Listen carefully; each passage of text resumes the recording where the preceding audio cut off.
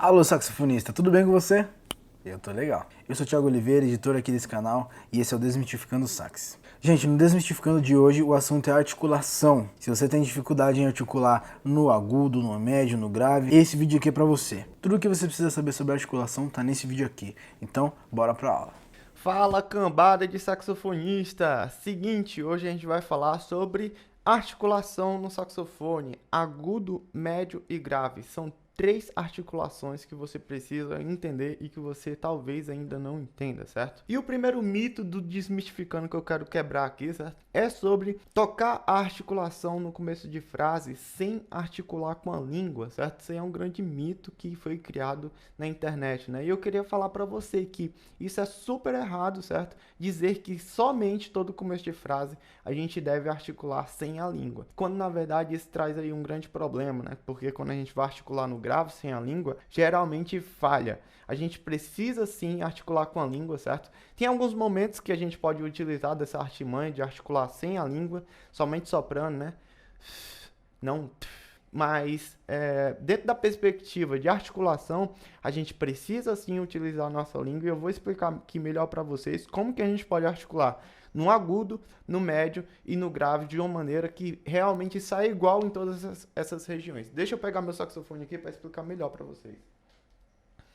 Seguinte, moçada, uma técnica que eu vou passar aqui para vocês que talvez pouca gente tenha falado para você já, que é a técnica pose de som, certo? A pose do som tem muita gente que entende como a maneira que o som se posiciona e tudo mais, né? Mas não tem nada a ver com isso não, tem a ver com a articulação. Aquele início, quem nunca teve aquele problema de início, né? De articular o grave, por exemplo, um dó grave, e aí sai um pá ou tá, né? No começo, dessa maneira aqui. Ou algo desse tipo, né? Um slap primeiro e depois a nota. E basicamente a pose do som nos ajuda a articular tanto no agudo, como no médio, como no grave, de maneira igual, certo? O que é que eu vou passar aqui para vocês? Primeiro, aquele mito que a gente vai quebrar, certo? Que a gente quebrou, na verdade, já. Quem sabe sim que é necessário articular com a língua, certo? Mesmo no começo de frase, não tem nenhum problema, soa super bonito mesmo assim. A artimanha de não utilizar, certo? A língua é uma maneira da gente trazer uma outra característica sonora para o nosso início de frase, né? Talvez um pouco de ar ali no começo, certo? Talvez um pouco mesmo de suavidade na hora da articulação. E isso é relativo àquilo que você quer naquela música. Então, por exemplo, para o agudo, a gente tem como referência para toda a articulação no saxofone, certo? O agudo, ele é responsável realmente por emitir ali, certo? Quando você tem um determinado controle do seu instrumento, emitir uma articulação de base, como se fosse, por exemplo, uma referência para articular em todo o nosso saxofone. Por exemplo, se eu pegar a nota Ré aguda aqui e eu começo ela só soprando, ela vai sair, certo? Com clareza, a gente não vai ter dificuldade de emitir essa nota. Então, vocês viram que mesmo sem a minha língua, sem utilizar a língua, eu tive um bom resultado, né? Eu tive um bom ataque. E basicamente é por isso que a gente deve ter como base o agudo, né? Porque o agudo ele sai mesmo sem a língua. Mas mesmo assim a gente ainda utiliza, certo?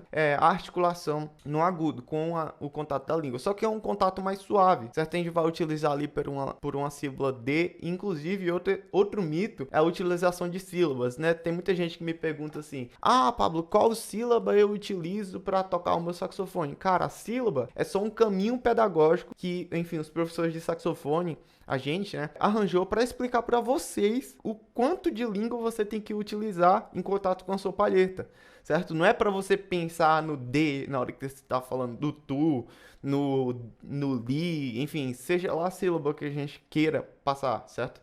Realmente, a coisa mais importante numa articulação é você ter ideia do contato, o quanto de língua está entrando em contato com a sua palheta. E isso vai trazer total precisão na hora que você for executar, certo? Em toda a região do seu saxofone. Isso vai trazer também homogeneidade da sua articulação, tanto no agudo, como no médio, como no grave. Você precisa entender isso. Então, entendido isso, mais ou menos ali um D, certo? Um D é uma articulação mais leve para o agudo, né? A gente vai conseguir articular bem as notas agudas. Então,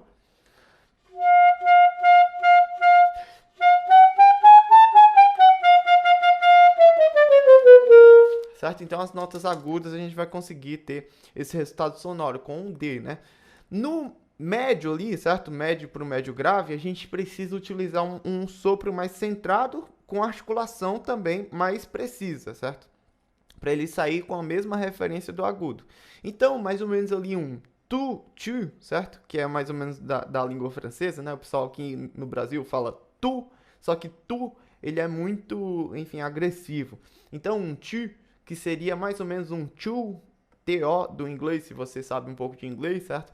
Ele traz esse ar mais direcionado e ele traz esse contato da língua mais um pouco mais rígido por causa da sílaba T, né? Então, tu, lembre de certo? Então, com essa articulação para o médio.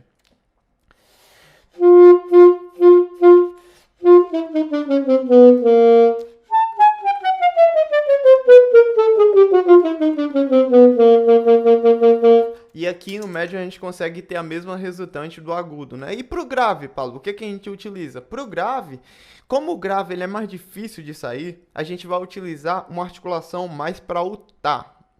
Certo? Por que mais para o tá? Porque pro tá a gente tem mais contato da língua com a palheta. Ah, Pablo, mas eu quero ter uma articulação leve no grave do meu saxofone. Aí você tem que ir treinando o equilíbrio, certo? Entre o seu sopro e o contato da sua língua.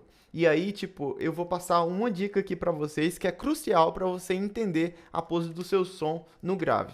Então, basicamente, um tá seria isso aqui.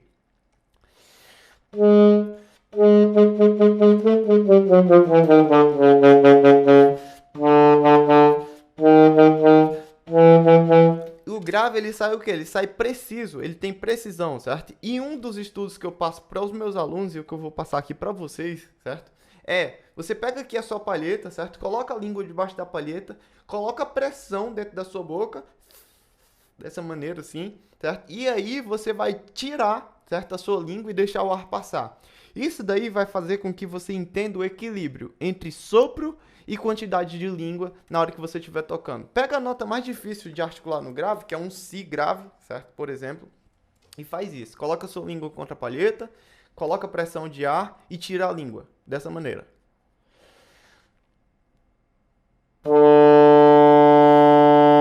Vocês vão notar que já sai, certo? Com muita precisão se você fizer o exercício dessa maneira. E basicamente, pessoal, para a gente ter resultado, certo?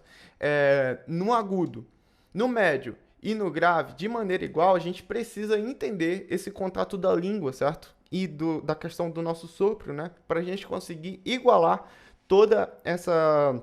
enfim, essa articulação, né? No agudo, médio e grave. Então, para você ter um resultado só em todo o saxofone, lembra da homogeneidade da nossa articulação, né? Que a gente estava falando. Para você ter um resultado só em todo o grave, médio e agudo do seu saxofone, você precisa articular de maneira diferente para você ter algo igual. Porque se você articula igual em todas as regiões, por exemplo, com muita leveza na sua língua, digamos assim, você vai ter um agudo bom, o médio ele já vai ficar um pouco estranho e o grave nem vai sair direito, certo? Agora, se acontecer o contrário, se você tem uma articulação muito dura, o grave ele vai sair provavelmente bom, o médio ele vai sair com muita rigidez e o agudo nem se fala, né? Ele vai, enfim, estourar. E aí, ter essa consciência de quantidade de língua para o agudo, para o médio e para o grave e a maneira que você sopra nessas regiões é muito importante para você conseguir ter o mesmo resultado que seria mais ou menos ali um T, né? T em todas as regiões. Então, basicamente aí, pessoal, quebrado o mito sobre, certo? Tocar sem articular no começo de frase é relativo àquilo que você quer, certo? Dentro da sua música. Você pode começar, certo? Não estou falando aqui que isso é proibido, você pode começar sem articular com a língua, certo? Mas o convencional, certo? É você começar articulando com a sua língua, porque senão a gente nem teria essa articulação, né? Seria tudo escrito na partitura sem língua no começo. E basicamente, para a gente começar uma frase, a gente precisa sim utilizar, mas dependendo também do resultado sonoro que você quer, você pode começar.